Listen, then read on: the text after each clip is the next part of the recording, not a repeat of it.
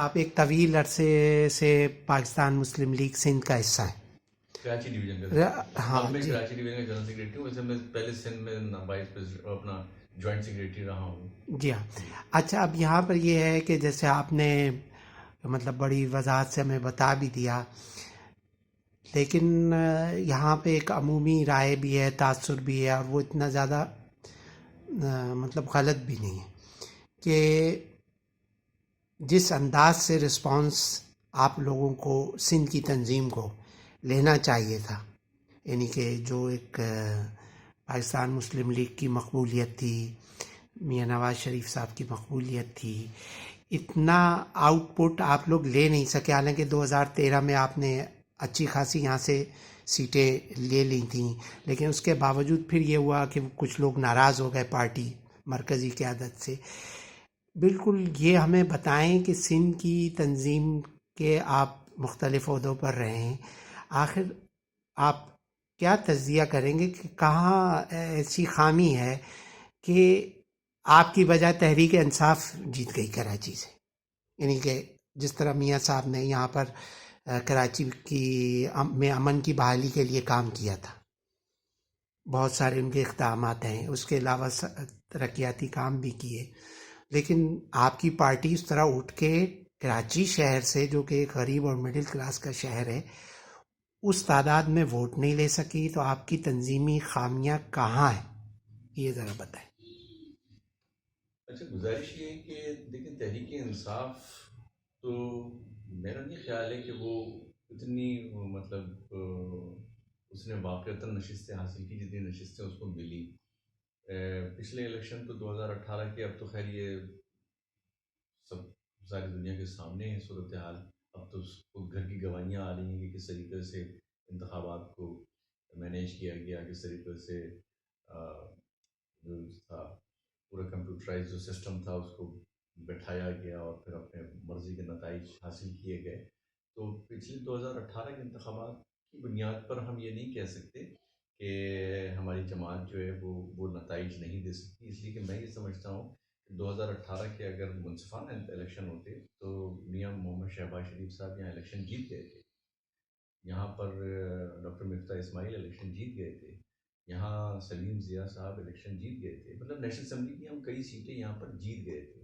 لیکن یہ کہ وہ چونکہ وہ پورا ایک مینیج کیا گیا تھا اور اس میں مسلم لیگ نون کو ایک بھی نشست نہیں دینی تھی، چنانچہ وہ انتخابات کے نتائج ایسے آئے کہ اس میں ہمیں ایک بھی سیٹ نہیں ملی. لیکن یہ کہ یہ ایسا نہیں ہے کہ ہماری آرگنائزیشنل کمزوری تھی یا ہمارے بیانیے کی کمزوری تھی یا ہماری پاپولیرٹی کا ایشو تھا یا میاں صاحب کی پاپولیرٹی کا ایشو تھا. ایسا کچھ بھی نہیں ہے. میاں صاحب اس وقت بھی پاکستان کے سب سے مقبول سیاسی رہنما تھے اور آج بھی پاکستان کے سب سے مقبول سیاسی رہنما ہے. ان کا بیانیہ اس وقت بھی سب سے زیادہ جاندار تھا اور آج بھی سب سے زیادہ جاندار ہے. اور پاکستان کی میں یہ سمجھتا ہوں کہ حقیقی مسئلہ بھی وہی ہے جو نواز شریف جس جانب نشاندہی کر رہے ہیں، یعنی سول سپریمیسی کی بات اور یعنی حقیقی جمہوریت کی بات. اور جب تک یہ نہیں ہوگا اس وقت تک پاکستان اپنے ان مسائل سے، اپنے گرداب سے نکل نہیں سکتا. تو پاکستان کی ترقی کے لیے بےحد ضروری ہے. دوسری بات جو آپ نے اپنے سوال میں جو بات کی، میں اس کا دوسرا جواب دے دیا کہ ہماری آرگنائزیشن کمزور کیوں ہے. یہ آرگنائزیشن کمزور قطعی نہیں ہے، لیکن میں یہ سمجھتا ہوں کہ میاں محمد نواز شریف جو ہیں وہ ایک قومی سیاسی رہنما ہیں. ان کے نزدیک جو ہے وہ وزیر اعظم بننا ایشو نہیں ہے. اگر وزیر اعظم بننا ایشو ہوتا تو 2017 میں جھگڑا ہی نہیں ہوتا، 2016 میں جھگڑا ہی نہیں ہوتا. جو بھی مطالبات تھے وہ مان لیتے، وہ آج بھی وزیر اعظم ہوتے. بلکہ آپ کو پتہ ہے کہ اس وقت جو وزیر داخلہ ہوئے تھے ہمارے تحریک انصاف کے، اس میں بریگیڈیئر اعجاز صاحب، ان کا تو ریکارڈ یعنی انٹرویو تو ان کا ریکارڈ پہ موجود ہے جس میں انہوں نے کہا کہ اگر نواز شریف جو ہیں وہ یہ چیزیں مان لیتے تو آج بھی وزیر اعظم ہوتے.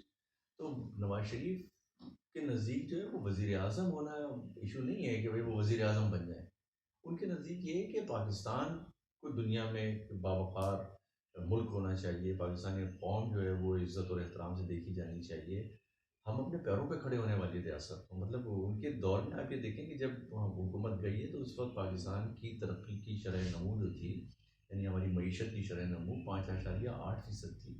اور اس وقت یہ کہا جا رہا تھا کہ ہم یعنی دنیا دنیا کی 20 بڑی معیشتوں میں انشاءاللہ تعالیٰ ہم شمار ہوں گے 2025 تک.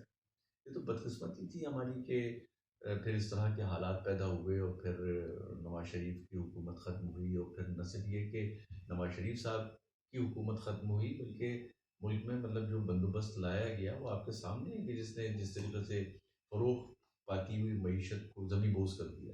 ترقی کرتے ہوئے پاکستان کو جو ہے وہ بالکل انہوں نے. تو بہرحال یہ ایک تلخ تجربہ ہے اور میں یہ سمجھتا ہوں کہ اس سے ہمارے اداروں نے بھی اور ہماری قومی سیاسی جماعتوں نے بھی بہت کچھ سیکھا ہوگا اور ان شاء اللہ تعالیٰ اب چیزیں ٹھیک ہوں گی. تو میں کہنا یہ چاہ رہا ہوں کہ میاں محمد نواز شریف کے نزدیک چونکہ وزیر اعظم بننا ایشو نہیں ہے بلکہ پاکستان کو مستحکم کرنا، پاکستان کو ترقی یافتہ بنانا، پاکستان کے عوام کو خوشحال بنانا، یہ ہے ان کا ایجنڈا. اس کے لیے ان کو پاکستان میں ایک یکجہتی کی ضرورت ہے. انہیں تمام اقوام کے درمیان یکجہتی کی ضرورت ہے. اقوام سے مراد میری یہ ہے کہ ہمارے ملک میں جو قومیں آباد ہیں جو تاریخی طور پہ یعنی پاکستان تو 75 سال پہلے بنا ہے لیکن یہاں جو جن صوبوں پر مشتمل پاکستان ہے ان صوبوں کی تو بڑی تاریخ، بڑی یعنی ایک طویل تاریخ ہے. 5-5 سال، 5-5 ہزار سال پرانی تاریخ ہے. تو سندھ ایک صوبہ ہے، بلوچستان ایک صوبہ ہے جن کی اپنی روایات ہیں، اپنی تاریخ ہے، اپنی تہذیب ہے، اپنی ثقافت ہے. اور پختونخوا ہے، پنجاب ہے. تو وہ یہ چاہتے تھے، وہ یہ چاہتے ہیں کہ پاکستان میں رہنے والے تمام افراد کے درمیان قومی یکجہتی فروغ پائے. تمام قومیں مل کر جو اب پاکستانیت کا ایک جو نیا ہمارا وہ ہے تو اس کے ساتھ اب آگے بڑھیں. اور اس میں اگر ہمیں اپنے حصے میں سے کچھ شیئر فرض کر لیں کہ پیپلز پارٹی کو دینا بھی پڑے تو ہم دینے کو تیار ہیں. یعنی میاں صاحب کے میں حوالے سے بات کر رہا ہوں کہ اگر فرض کر لیں کہ کراچی میں اگر کراچی کے لوگوں کو مین اسٹریم میں لانے کے لیے اگر مسلم لیگ نون کو کچھ قربانی دینی پڑے تو میاں صاحب نے وہ قربانی دی ہے. کہ وہ یہ چاہتے ہیں کہ کراچی کے لوگ مین اسٹریم میں آئیں. پیپلز پارٹی بھی خیر پیپلز پارٹی تو پہلے ہی مین اسٹریم کی پارٹی ہے، وہ مین اسٹریم میں رہے اور وہ ہمارے حصے دار بنے اور ہم مل کر جمہوریت کی جدوجہد میں حصے دار رہیں. اور ہم ایک بار جو ہے وہ مطلب یہ طے ہو جائے کہ پاکستان میں جمہوریت نے رہنا ہے. جب ایک بار یہ طے ہو جائے گا تو پھر اس کے بعد میں پھر بطور سیاسی جماعت ہمارے جو بھی پاکستان کو آگے بڑھانے کے حوالے سے جو ہمارا الگ الگ نقطۂ نظر ہے اس کے مطابق پھر ہم اگلے الیکشن لڑتے رہیں گے انشاءاللہ تعالیٰ.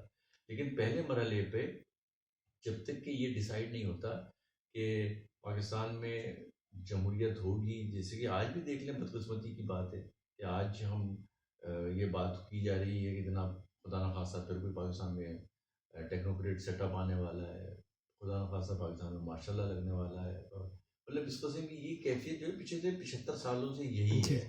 اچھا، ابھی آپ نے بڑی تفصیل سے اپنا اور اپنی پارٹی کا جیسے موقف بیان کیا، لیکن زمینی حقائق تھوڑے سے مختلف بھی ہیں. تو کہ اس وقت اب آپ چاہے ان سے لاکھ اختلاف کریں لیکن کچھ یہ تاثر ایک بالکل قائم بھی ہو چکا ہے اور اس میں کچھ کافی حد تک حقیقت بھی ہے کہ پی ڈی ایم کی مخلوط حکومت نے یعنی کہ حکومت تو سنبھال لی لیکن ساتھ میں انہوں نے لاس بھی کیا ہے. اور عمران خان کہا جا رہا ہے اور بہت سارے ابھی جیسے ضمنی الیکشن ہوئے تھے 9 حلقوں سے وہ خود ہی جیت گئے، ٹھیک ہے جو بھی اس کا وہ پروسیس ہے. لیکن یہ کہا جا رہا ہے کہ آپ کی 13 جماعتی اتحاد کے مقابلے میں عمران خان کی تھیوری آپ اس سے اختلاف کر سکتے ہیں یا جو بھی انہوں نے بیانیہ بنایا ہے وہ مقبولیت کی یعنی کہ تمام لمٹس کو کراس کر رہا ہے. اور اگر ابھی فوری بھی الیکشن ہوتے ہیں تو عمران خان جیت جائیں گے. یہ جو ایک منظرنامہ بنتا ہے، کیا آپ اس سے اتفاق کرتے ہیں یا نہیں کرتے؟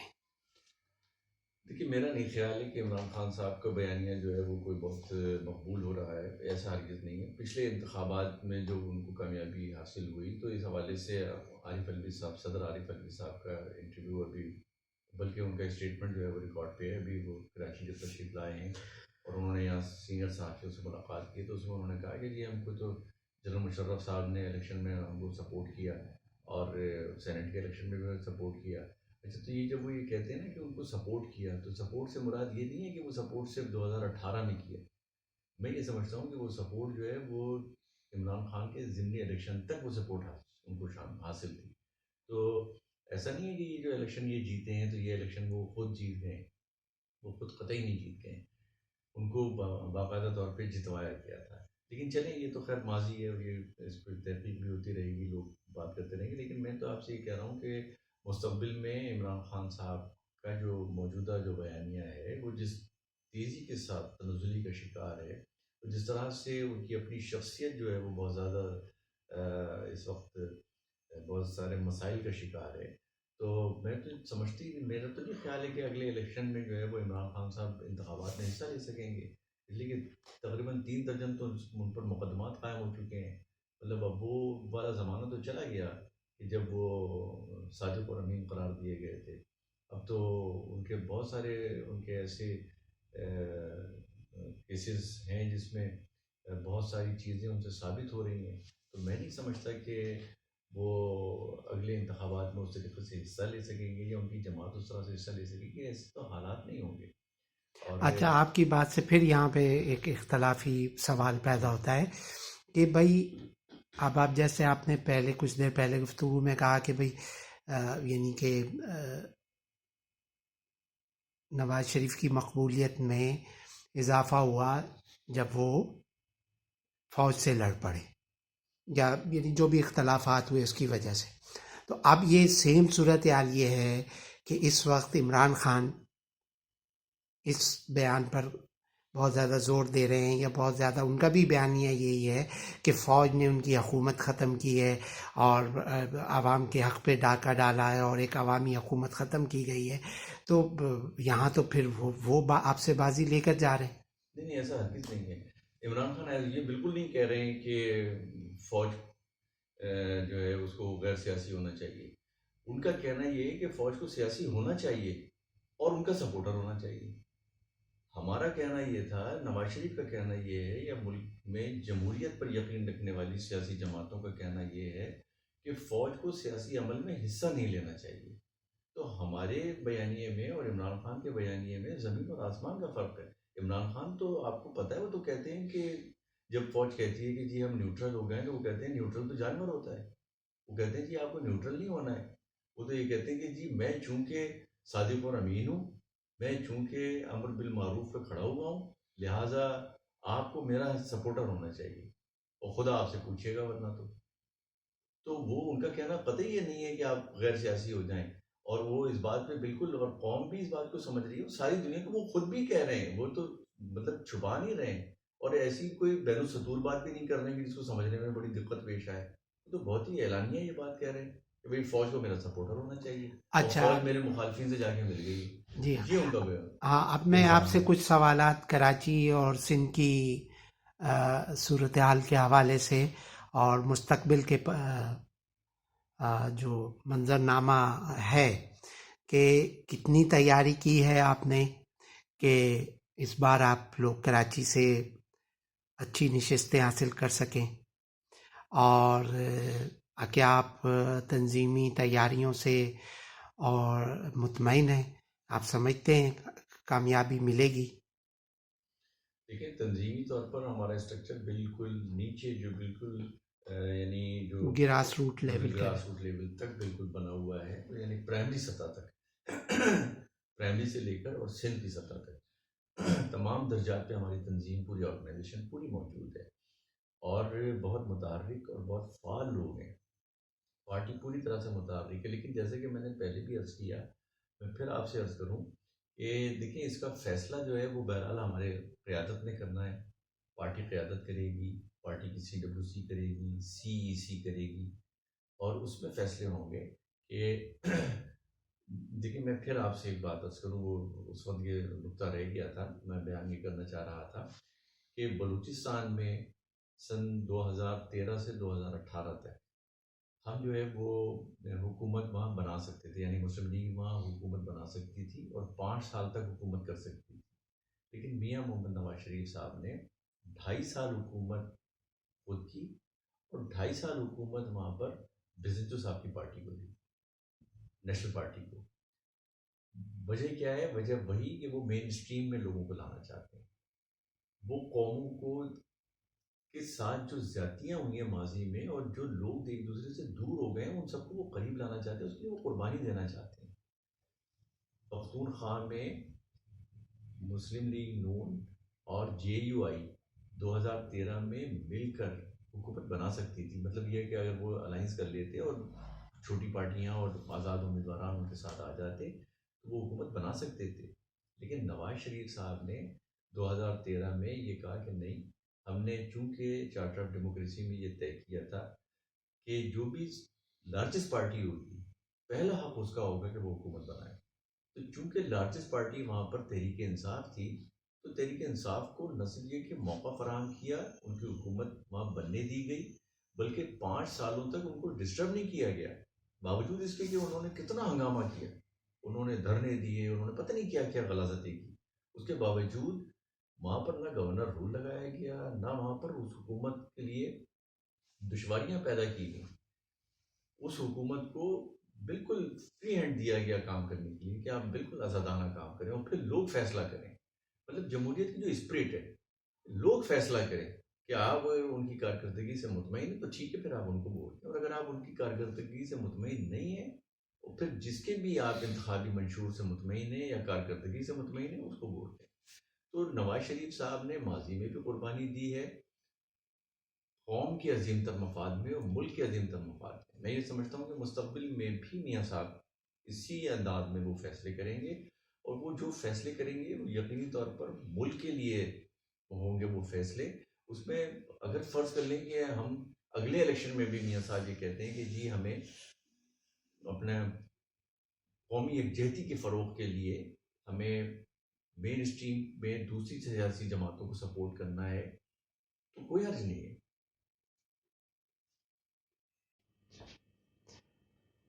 تو اب یہ بتائیے کہ عمران خان صاحب کی جو آخری دن تھے ان دنوں میں حکومت کی ان کی مقبولیت بھی خاصی کم ہو چکی تھی، لوگ مہنگائی کے ہاتھوں پریشان بھی تھے اور سب کچھ تھا. تو یہ جب وہ اپنی مقبولیت میں ڈی گریڈ ہو رہے تھے، سب کچھ ہو رہا تھا، تو یہ آپ کو، آپ کی پارٹی کو، مطلب میں کہنا چاہ رہا ہوں کہ کیا سوجی کہ یہ مشکلات جو ہیں وہ اپنے گلے میں ڈال لیں، سارا کچھ اپنے اوپر لیا. یہ تو ان کے جاتا ہے، یہ سن 2023 تک اگر ایک سال وہ اور نکال جاتے تو میرا خیال ہے تو وہ بہتر نہیں ہوتا کہ آپ نے سارے ان کے جو تھے وہ حکومت لے کے اور سب کچھ اپنے ذمے لے لیا، دوسروں کے گناہوں کا بوجھ خود اٹھا لیا. نہیں، یہ مطلب نظر تو ایسے ہی آتا ہے، آپ صحیح کہہ رہے ہیں. لیکن یہ کہ جیسے کہ آپ نے کہا کہ اگر 2023 تک ان کو اگر حکومت کرنے دی جاتی تو صورتحال یقینی طور پر جو آپ کہہ رہے ہیں ویسے ہی ہوتا ہے. لیکن سوال یہ ہے کہ کیا 2023 تک پاکستان سروائیو کر سکتا تھا ان کی حکومت میں اور ان کی جو پالیسیاں تھیں؟ اب میں آپ کو یاد دلاؤں کہ دیکھیں پاکستان کے مجموعی قرضے جو تھے جب وہ اقتدار میں آئے تو 30,000 ارب روپے کے تھے. اور جب انہوں نے جب ان کے خلاف تحریک عدم اعتماد کامیاب ہوئی اور جب وہ یہاں سے رخصت ہوئے ہیں عمران خان صاحب تقریباً 3.5 سال میں، تو پاکستان پر مزید انہوں نے 22 سے 23 ہزار ارب روپے کا مزید قرضہ بڑھایا ہے. یعنی تقریباً 52-53 ہزار ارب روپے کا مقروض کر کے وہ ملک ہو گئے ہیں. اور اس 22-23 ہزار ارب روپے سے انہوں نے پاکستان میں ایک ترقیاتی منصوبہ نہیں لگایا، 1 انچ سڑک نہیں بنائی، 1 یونٹ بجلی پیدا کرنے کا کارخانہ نہیں لگایا، کوئی ڈیم نہیں بنایا. وہ باتیں تو بہت کرتے ہیں، کچھ بھی نہیں کیا.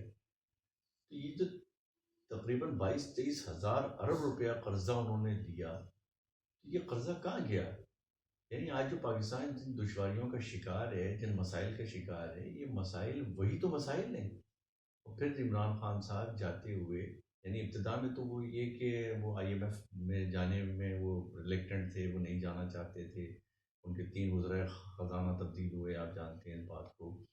اور پھر خدا خدا کر کے جب وہ IMF میں گئے اور پھر جانے کے بعد ان کو جب یہ اندازہ ہوا کہ ان کے خلاف تحریک عدم اعتماد آ رہی ہے اور وہ اب چلے جائیں گے، تو IMF کے پروگرام سے نکل آئے وہ، اس کی خلاف ورزیاں کی انہوں نے. ان سے جو معاہدہ جن شرائط پہ طے ہوا تھا، آپ مجھ سے بہتر جانتے جی ہیں. تو میں تو خیر کوئی ماہر اقتصادیات نہیں ہوں، میں بھی جو چیزیں بس پڑھتا ہوں جو سنتا ہوں وہی میں آپ کے سامنے بیان کر رہا ہوں کہ پاکستان کو جو آج مشکل صورتحال درپیش ہے، اس کی بنیاد تو عمران خان صاحب نے ہی رکھی تھی. تو یہ معاف کیجیے گا، تو عمران خان صاحب اگر خدا نخواستہ ان کے خلاف تحریک عدم اعتماد پیش نہ کی جاتی اور وہ کامیاب نہ ہوتی تو خدا نخواستہ پاکستان ڈیفالٹ کر جاتا. اور پاکستان ڈیفالٹ کرنے کے نتیجے میں پھر مطلب یہ ہم بہت آسانی سے کہہ دیتے ہیں، اور عمران خان صاحب جو ہیں وہ بہت تواتر سے یہ بات کہتے ہیں کہ پاکستان سری لنکا بننے جا رہا ہے. خدا نخواستہ پاکستان سری لنکا نہیں بنے گا. سری لنکا بہت چھوٹا سا ملک ہے، چھوٹی سی آبادی کا ملک ہے. ہمارا ملک جو ہے وہ چھوٹی سی آبادی کا ملک نہیں ہے.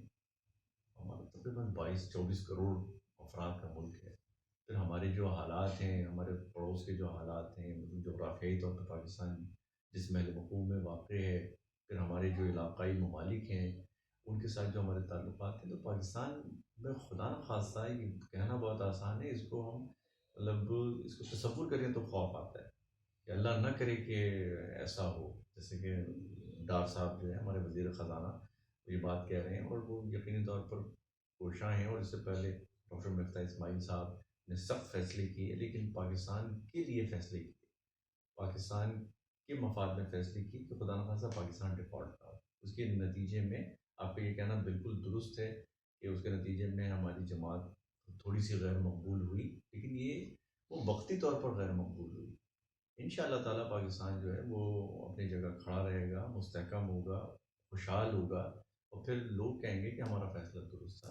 اور وہ فیصلہ یقینی طور پر درست تھا انشاءاللہ تعالیٰ. یعنی میں یہ سمجھتا ہوں کہ میاں محمد نواز شریف نے جو ہماری پارٹی کی CEC ہے، سینٹرل ایگزیکٹو کمیٹی، اس میں اگر یہ فیصلے کیے ہیں، اس میں سب لوگوں کو مشاورت کے ساتھ یہ فیصلے کیے ہیں، اور پھر تنہا مسلم لیگ نون نے یہ فیصلہ نہیں کیا ہے بلکہ ملک کی تمام جمہوریت پر یقین رکھنے والی سیاسی جماعتوں کی لیڈرشپ نے متفقہ طور پر یہ فیصلہ کیا ہے.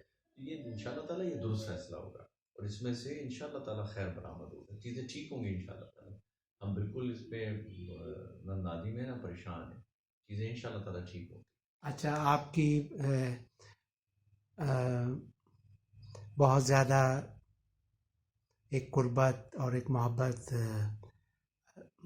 مرحوم صدر ممنون حسین صاحب سے رہی، تو اگر آپ چند لفظوں میں ان کی شخصیت کا احاطہ کر سکیں تو ہمیں کچھ بتائیں. ممنون حسین صاحب جو ہیں وہ بہت شفیق انسان تھے، بہت ہی یعنی میں یہ سمجھتا ہوں کہ سیاسی جماعتوں میں اس طرح کے لوگ جو ہیں وہ ہمارے اب آج کے کلچر میں ناپید ہو گئے ہیں.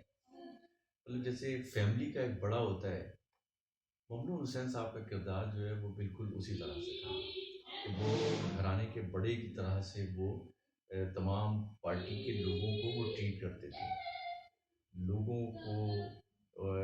اچھا پھر ان کے نزدیک جو ہے وہ فرد کی اصلاح کرنا بھی بہت بنیادی چیز تھی.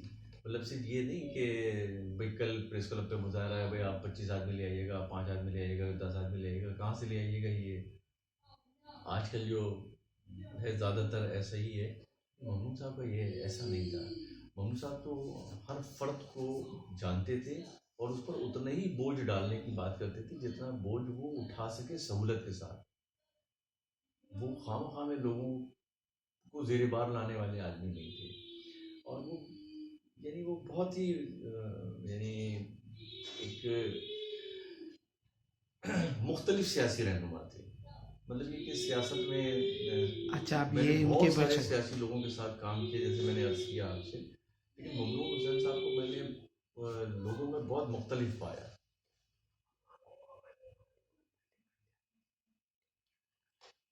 اچھا، اب جیسے آپ نے ان کی شخصیت کا ذکر کیا، ایک آپ کی شخصیت میں، آپ کی تعبیر میں، آپ کی سیاسی تربیت میں حبیب الدین جنیدی صاحب کا بھی کردار ہے، ان کے بارے میں بھی کچھ کہیں.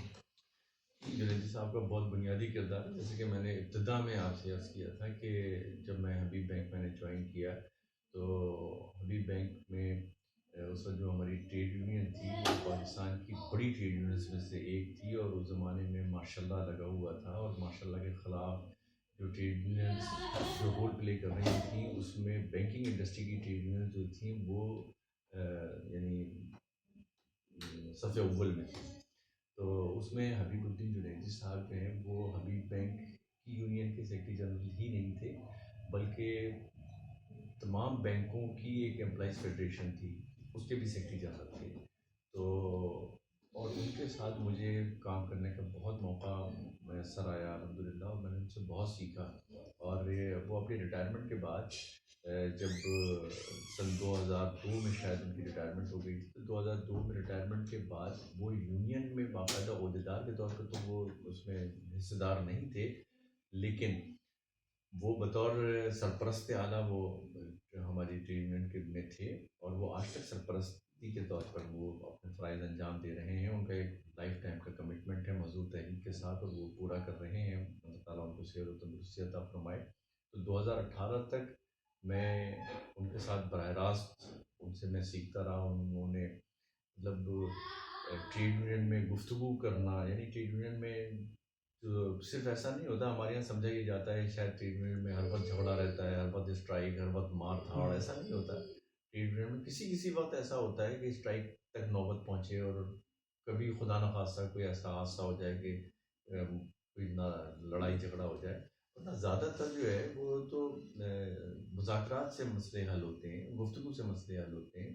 اور ہمارے یہاں ٹریننگ بھی یہی ہوتی ہے کہ آپ نے اپنے مسائل کو کس طریقے سے اپنی مینجمنٹ کے سامنے رکھنا ہے، اور کس طرح سے اپنے مطالبات کو تسلیم کروانا ہے۔ تو اس میں انہوں نے بہت سکھایا۔ اور جب ہم جاتے تھے مینجمنٹ سے بات کرنے کے لیے، اور ہر 2 سال کے بعد چارٹر آف ڈیمانڈ ہمارا ہوتا ہے، تو جب چارٹر آف ڈیمانڈ کی میٹنگیں ہوتی تھیں تو چارٹر آف ڈیمانڈ میں پہلے سے وہ ہم کو سمجھانا، بتانا، بریف کرنا، تو وہ انہوں نے یقینی طور پر بہت ان کی سرپرستی رہی، اور آج تک الحمدللہ وہ مجھے حاصل ہے۔ اچھا، اب یہ آپ بتائیے کہ آپ 2023 کے الیکشن میں کس حلقے سے حصہ لے رہے ہیں، اور اس کے لیے آپ نے کیا تیاری کی؟ دیکھیں، اس کا فیصلہ تو ہماری جماعت کرے گی کہ کس نے کس حلقے سے حصہ لینا ہے، لیکن یہ کہ گزشتہ انتخابات میں نے ضرور NA 255 سے الیکشن میں حصہ لیا تھا، اور NA 255 جو ہے وہ لیاقت آباد اور ناظم آباد پر مشتمل یہ حلقہ ہے۔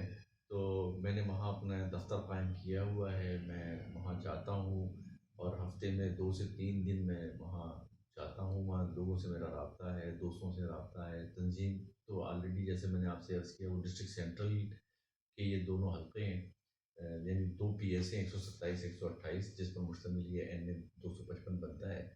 تو یہ ڈسٹرکٹ سینٹرل کی تنظیم میں آتے ہیں، تو ڈسٹرکٹ سینٹرل کی تنظیم اپنی جگہ موجود ہے، لیکن یہ کہ میں اپنے حلقے میں اپنے دوستوں میں ویسے ہی جا کے بیٹھتا ہوں، اپنا دفتر میں نے بنایا ہوا ہے، وہاں میں لوگوں سے میل جول کرتا ہوں، وہاں لوگوں سے آنا جانا، شادی بیاہ کی تقریبات ہوں، کوئی بیماری آزادی ہو، کوئی سانحہ ہو خدا نخواستہ، وہاں جو بھی لوگوں کی ظاہر یہی پولیٹیکل ورکر کر سکتا ہے، اور جس کے جو بھی چھوٹے موٹے مسئلے مسائل ہوتے ہیں، جو ہم اس کے لیے آواز اٹھا سکتے ہیں، جو بھی ہم کھڑے ہو سکتے ہیں، تو وہ میں پوری کوشش کرتا ہوں۔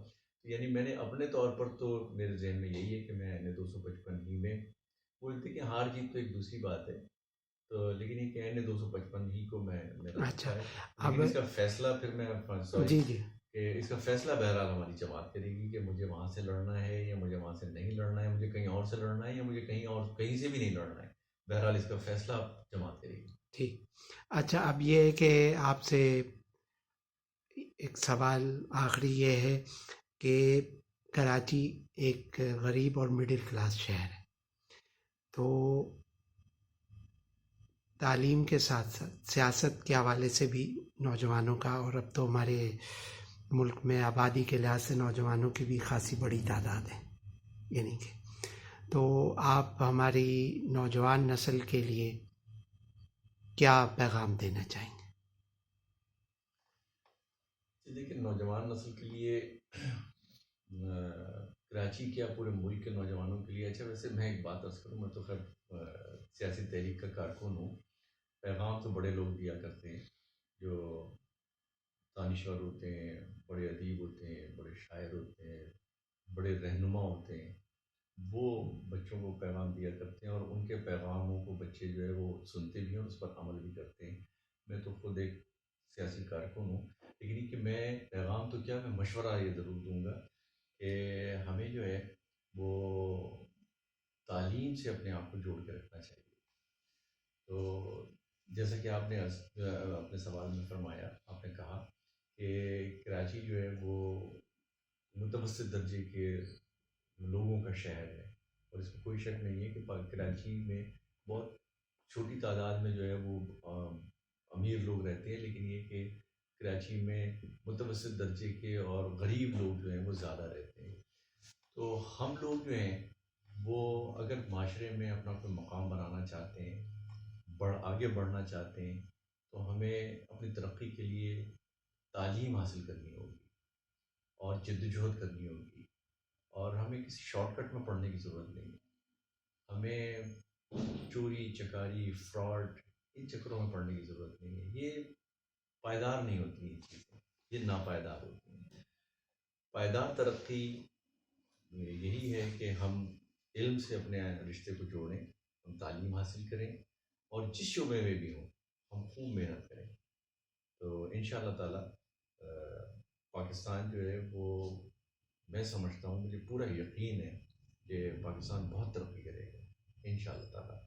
اور بس ہمیں فیصلہ یہ کرنا ہے کہ پاکستان میں اب جمہوریت کو ہم نے ڈیریل نہیں ہونے دینا ہے۔